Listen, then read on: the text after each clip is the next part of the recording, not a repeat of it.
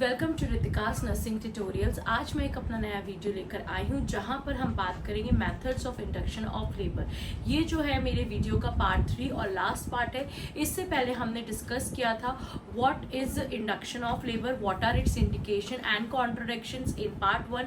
Part 2 में हमने जो देखा था कि व्हाट इज द क्राइटेरिया और बिशप स्कोर किसे हम बोलते हैं for the induction of labour. That is a very important topic. Now today we will discuss the different methods of induction of labour. तो इस वीडियो को एंड तक जरूर करें। अगर आपने मेरे चैनल को सब्सक्राइब नहीं किया है तो चैनल को लाइक करें, शेयर करें और सब्सक्राइब करें। तो अब हम आज देख रहे हैं methods of induction of labour. So for the induction of labour, जहां पे हम जो है इनिशिएट करते हैं लेबर की प्रोसेस को, हम इनिशिएट करते हैं, प्रोग्रेस करते हैं, तो वहां पे हम डिफरेंट मेथड्स को यूज कर सकते हैं। वेदर हम मेडिकल मेथड्स को भी यूज करते हैं जहां पे हम ड्रग्स के यूज से जो है इंडक्शन ऑफ लेबर को, प्रोसेस को स्टार्ट करते हैं, या फिर मैं बोलूं कि यूट्रीन कॉन्ट्रैक्शंस को हम इंड्यूस करते हैं। तो बेसिकली मेडिकल मेथड और अदर डिफरेंट मेथड्स होते हैं। मेडिकल मेथड में हम कुछ ड्रग्स को यूज करते हुए हम जो है इंडक्शन ऑफ लेबर का प्रोसेस स्टार्ट करते हैं। And we will see what are the other different methods, कि जहां पे हम ड्रग्स को उपयोग ना करके हम कौन से अदर मेथड्स हैं जहां पे हम इंडक्शन ऑफ लेबर के प्रोसेस को स्टार्ट कर सकते हैं। तो first is the medical method कि यूट्रीन कॉन्ट्रैक्शन को स्टार्ट करने के लिए सबसे इंपॉर्टेंट पॉइंट होता है कि सर्विक्स की राइपनिंग बहुत ज़्यादा इंपॉर्टेंट है। बिशप स्कोर में भी हमने देखा था, if the cervix is not prepared और if it is not favourable, so जो है process of the delivery, process of the labour जो है हम स्टार्ट नहीं कर सकते। So the first important point है कि अगर हमें इंडक्शन ऑफ लेबर करना है तो हमें basically we have to see whether the cervix is prepared, soft हो गया है कि नहीं, जो है थिन लाइक पेपर हो गया ना, उसका प्रॉपर डायलिटेशन, उसका इफेसमेंट हुआ है कि नहीं। So we have to see for the ripening of the cervix. अगर सर्विक्स राइप नहीं है तो वो कौन से अदर मेथड्स है इसके द्वारा हम जो है सर्विक्स राइपनिंग जो है प्रोसेस कर सकते हैं, so that we can induce the process of the labour. So for this we use the medical method. और सबसे ज्यादा जो इंपॉर्टेंट ड्रग हम यूज करेंगे that is the prostaglandins analogue. यहाँ पे फॉर द सर्वाइकल राइपनिंग या फिर राइपनिंग ऑफ द सर्विक्स के लिए हम प्रोस्टाग्लैंडिन्स एनालॉग का यूज करते हैं, जहां पे हम दो क्लासिफिकेशन ऑफ ड्रग्स देखते हैं, that is PGE2 and the other one is PGE1। So the most common and the effective drug is PGE2. The main purpose of this drug is that it helps in the ripening of the cervix. अब PGE2 जिसे हम prostaglandins बोलते हैं analogue, तो इसमें जो most important drug है that is known as the dinoprostone. इसको हम ट्रांसवेजाइनल दे सकते हैं, जिसकी in the form of the gel. इसको हम मैक्सिमम डोज 0.5 mg इसको हम दे सकते हैं। और अगर जो है सर्विक्स का हम थोड़ा वेट करेंगे, राइप नहीं होगा, तो मैक्सिमम जो है उसकी डोज हम 6 आवर्लीज में 3 to 4 डोज इसको हम रिपीट कर सकते हैं। तो जो हमारा PGE2 है इसको हमें रेफ्रिजरेटर जो है इसकी जरूरत पड़ती है, रेफ्रिजरेशन की हमको इसमें ज़रूरत पड़ती है, because we can not keep this drug in the temperature. हम रूम टेम्परेचर पे इस ड्रग को नहीं रख सकते। तो मोस्ट इंपॉर्टेंट और या इफेक्टिव ड्रग है जिससे हम पहले राइपनिंग करेंगे, यानी कि सर्विक्स को हमें देखना है कि वो राइपन हुआ है कि नहीं हुआ है। तो with the help of the prostaglandins analogue हम इस जो सर्विक्स है उसको तैयार करेंगे, उसको फेवरेबल बनाएंगे। तो इसमें सबसे पहले हम dinoprostone, other is the drug that we will be using we can use is the PGE1, जो कि as compared to the PGE2 ये ड्रग जो है थोड़ा चीप है, बिकॉज इसको हमें रेफ्रिजरेशन की ज़रूरत नहीं पड़ती। हम इसको रूम टेम्परेचर भी जो है रख सकते हैं और ये चीप भी है। But if we talk so the PGE2 is more effective. तो वर्क इसका भी सेम है कि ये हेल्प करता है for ripening of the cervix, क्योंकि हमको क्या चाहिए, uterine contraction. We have to induce the process of the labour. तो उसके लिए हमारा सर्विक्स का राइप होना या फिर फेवरेबल होना, सॉफ्ट होना, इफेस्ड होना, डायलेट होना बहुत ज़्यादा ज़रूरी है। तो the drug that come under this is the मीजोप्रोस्टोल, जिसको हम ट्रांसवेजाइनल, ओरल या फिर हम बक्कल कैविटी के थ्रू इसको दे सकते हैं।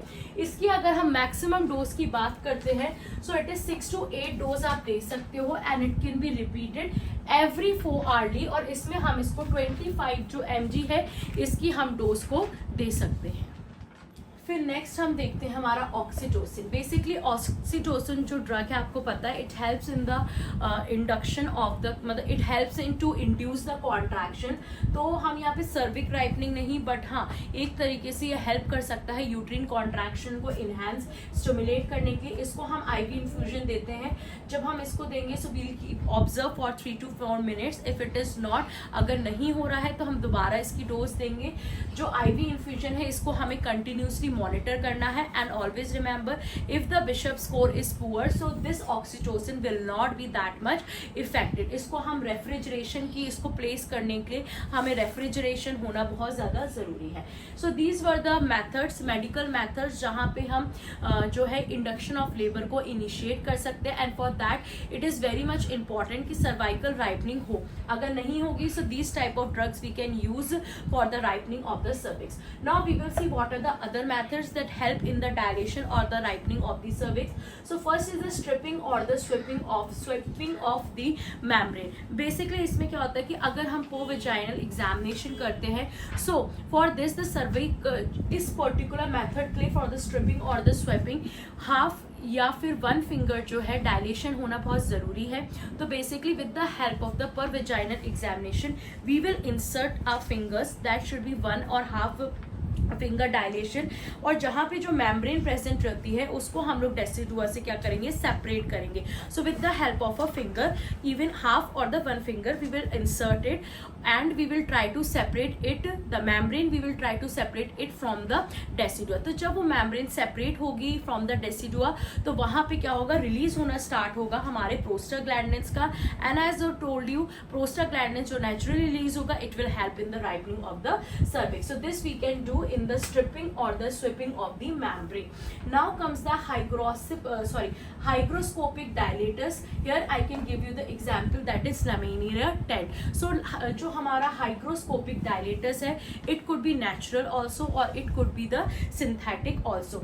So in this laminar tent you have seen कि हम जो है इसको induce करते हैं vaginally और फिर जो ये laminar tent है इसे open होता है तो अंदर जितना भी surrounding tissues में जो water है ये उसको एब्जॉर्ब कर लेता है और उसकी वजह से वहाँ पे क्या स्वेल्ड अप हो जाता है जिसकी वजह से जो हमारी सर्विक्स है वो सॉफ्ट हो जाती है and then it will help to initiate the process of the labour. But always remember कि जो हमारा लेमिनियर टेंट है बेसिकली अगर एट टर्म प्रेगनेंसी है तो वहाँ पे हम इसको लेस यूज करते हैं because it will be more helpful if there is a condition of abortion. तो हम उसके लिए कॉमनली इस लेमिनियर टेंट को यूज करते हैं। So second one is the trans cervical balloon catheter. So you might have known कि हम वहाँ पे फॉलीज कैथेटर का यूज करते हुए 13 जो है ml हम सलाइन वाटर देते हैं। तो जब we will fill that Foley's catheter में 30 ml सलाइन वाटर तो जो उसका बल्ब है इट विल स्टार्ट वहाँ पे वो वैक्यूम बनाएगा and that will help in the dilation of the cervix. So the next method we will see is the extra amniotic saline. So in the extra amniotic saline it is somewhat little bit similar to the trans cervical balloon catheter जहाँ पे जो है हम follies catheter के use करके 13 ml जो है saline use करेंगे। बट इसमें जो है एक्स्ट्रा एमनियोटिक सलाइन में बेसिकली जो हम इंसर्ट करेंगे it will be between the membrane and the decidua. So it will remove the gap that is present over there and it will start producing the prostaglandins that will be helpful in the ripening of the cervix.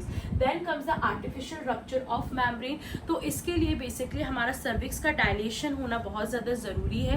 तो यहाँ पे with the help of the Koch's forceps that is a device we use we will insert is vaginally और वहाँ पे जो है हम grab करेंगे the membrane और जो हमारी rupture membrane है उसके जो particular उसको हम decidua से separate होगा तो वहाँ जैसी वो separate होगा basically it will start detaching from the decidua. तो वहाँ पे यूट्रीन कॉन्ट्रैक्शन क्या हो जाएंगे, इंक्रीज हो जाएगा और साथ ही साथ जो है प्रोस्टाग्लैंडिन्स भी जो हो जाएंगे वो इंक्रीज हो जाएंगे। दैट में help in the ripening of the cervix. तो ये आज का मेरा वीडियो था जहाँ पे हमने methods of induction of labour को डिस्कस किया है। तो आज ये हमारा चैप्टर जो इंडक्शन ऑफ लेबर है पूरे पार्ट्स में खत्म होता है। आई होप ये आपके लिए बहुत ज़्यादा यूजफुल रहेगा। अब हम नेक्स्ट मिलेंगे हमारे रिसर्च के टॉपिक्स के साथ। तो till then take care, stay safe and thank you so much.